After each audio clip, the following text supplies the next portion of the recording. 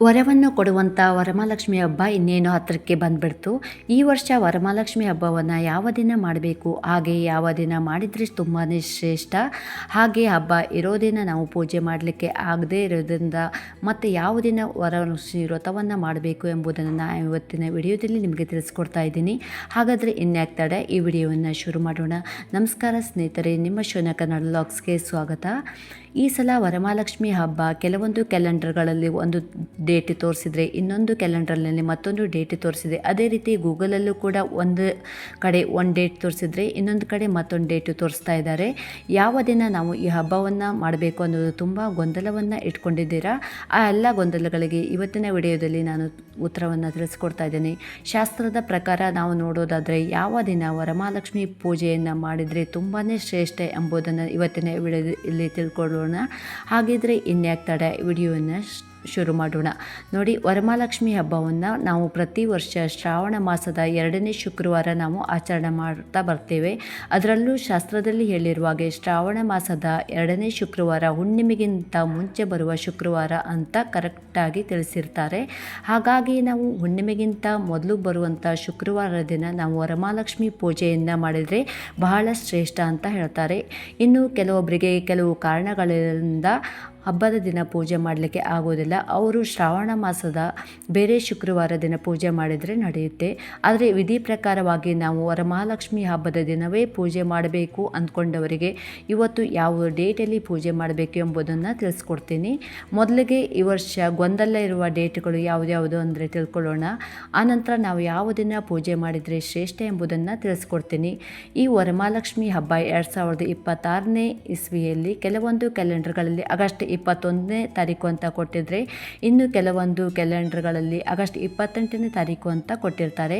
ಹಾಗಿದ್ರೆ ನಾವು ಆಗಸ್ಟ್ 21ನೇ ತಾರೀಕು ಆಚರಣೆ ಮಾಡಬೇಕಾ, ಆಗಸ್ಟ್ 28ನೇ ತಾರೀಕು ಆಚರಣೆ ಮಾಡಬೇಕಾ ಎಂಬುದು ತುಂಬ ಜನರ ಗೊಂದಲ. ನಾವು ಯಾವ ದಿನ ಆಚರಣೆ ಮಾಡಬೇಕು ಅನ್ನೋದನ್ನು ತಿಳ್ಕೊಳ್ಳೋಕ್ಕಿಂತ ಮೊದಲೇ ಅಮಾವಾಸ್ಯೆ ಮತ್ತು ಹುಣ್ಣಿಮೆ ಯಾವ್ಯಾವ ಬಂದಿದೆ ಎಂಬುದು ತಿಳ್ಕೊಳ್ಳೋದು ತುಂಬ ಮುಖ್ಯ. ಈ ಶ್ರಾವಣ ಅಮಾವಾಸ್ಯೆ ಅಥವಾ ಭೀಮನ ಅಮಾವಾಸ್ಯೆ ಈ ವರ್ಷ ಆಗಸ್ಟ್ 12ನೇ ತಾರೀಕು ಬುಧವಾರ ಬಂದಿದೆ. ಆಗಸ್ಟ್ 12ನೇ ತಾರೀಕು ಅಮಾವಾಸ್ಯೆ ಇರುವುದರಿಂದ ಶ್ರಾವಣ ಆರಂಭ ಆಗುವುದು ಆಗಸ್ಟ್ 13 ಗುರುವಾರದಿಂದ. ಇಲ್ಲಿ ನೀವು ಸರಿಯಾಗಿ ನೋಡಿದರೆ ಆಗಸ್ಟ್ 12ನೇ ತಾರೀಕು ಅಮಾವಾಸ್ಯೆ ಇದೆ, ಆಗಸ್ಟ್ 13ನೇ ತಾರೀಕು ಶ್ರಾವಣ ಆರಂಭ ಆಗುತ್ತೆ. ಇನ್ನು ಮೊದಲನೇ ಶ್ರಾವಣ ಶುಕ್ರವಾರ ಆಗಸ್ಟ್ 14ನೇ ತಾರೀಕು ಬಂದಿರುತ್ತೆ. ಇನ್ನು ಶ್ರಾವಣ ಮಾಸದಲ್ಲಿ ಬರುವಂಥ ಹುಣ್ಣಿಮೆಯನ್ನು ನಾವು ನೋಡೋದಾದರೆ, ಇನ್ನು ಹುಣ್ಣಿಮೆ ಅಂತಂದರೆ ಇದು ರಕ್ಷಾಬಂಧನ ಅಂತ ಕರೀತಾರೆ. ಶ್ರಾವಣ ಮಾಸದ ಪೌರ್ಣಮಿ ಬಂದು ಆಗಸ್ಟ್ 27ನೇ ತಾರೀಕು ಗುರುವಾರ ದಿನ ಬಂದಿದೆ. ಅಂದರೆ ಶ್ರಾವಣ ಮಾಸದ 3ನೇ ಶುಕ್ರವಾರಕ್ಕೂ ಒಂದಿನ ಮುಂಚೆ ಹುಣ್ಣಿಮೆ ಬಂದಿದೆ.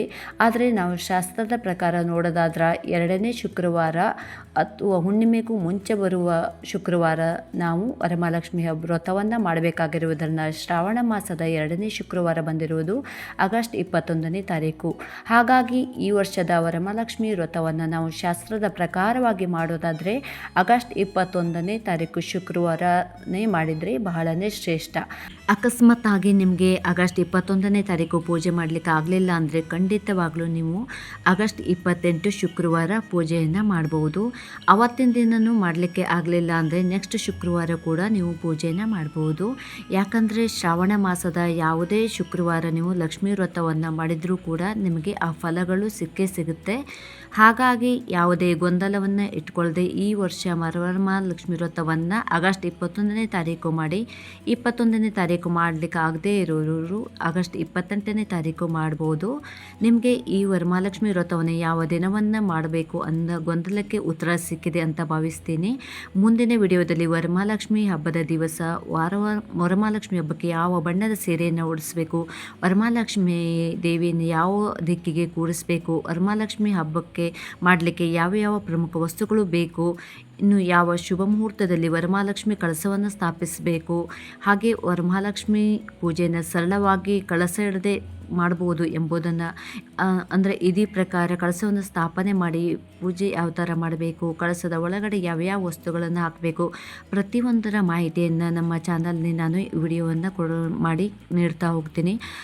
ಹಾಗೆ ನನ್ನ ಚಾನಲ್ ಯಾರು ಇನ್ನೂ ಸಬ್ಸ್ಕ್ರೈಬ್ ಮಾಡ್ಕೊಂಡಿಲ್ಲ ಅಂದರೆ ಸಬ್ಸ್ಕ್ರೈಬ್ ಮಾಡ್ಕೊಳ್ಳಿ. ಹಾಗೆ ಪಕ್ಕದಲ್ಲಿರುವಂಥ ಬೆಲ್ ಐಕನ್ನ ಪ್ರೆಸ್ ಮಾಡಿ. ನಾನು ಹಾಕಿರುವಂಥ ಎಲ್ಲ ವಿಡಿಯೋಗಳ ನೋಟಿಫಿಕೇಷನ್ ನಿಮಗೆ ಬಂದು ತಲುಪುತ್ತೆ. ನಾನು ಅಂದ್ಕೊಂಡಂಗೆ ಇವತ್ತಿನ ವಿಡಿಯೋ ನಿಮಗೆಲ್ಲರಿಗೂ ಇಷ್ಟ ಆಗಿದೆ ಅಂದ್ಕೊಂಡಿದ್ದೀನಿ. ಇಷ್ಟ ಆದರೆ ನಿಮ್ಮ ಅನಿಸಿಕೆ ಅಭಿಪ್ರಾಯವನ್ನು ಕಮೆಂಟ್ ಬಾಕ್ಸಲ್ಲಿ ತಿಳಿಸಿ. ಇಲ್ಲಿಯವರೆಗೂ ನನ್ನ ವಿಡಿಯೋ ನೋಡೋದಕ್ಕೆ ನಿಮಗೆಲ್ಲರಿಗೂ ಧನ್ಯವಾದಗಳು. ಹಾಗೆ ಇನ್ನೊಂದು ಉತ್ತಮವಾದ ವಿಡಿಯೋದೊಂದಿಗೆ ನಾನು ನಿಮಗೆ ಸಿಗ್ತೀನಿ. ಈ ವರ್ಷದ ವರಮಹಾಲಕ್ಷ್ಮಿ ಎಲ್ಲರಿಗೂ ಒಳ್ಳೇದು ಮಾಡಲಿ ಅಂತ ಬೇಡ್ಕೊಳ್ತೀನಿ.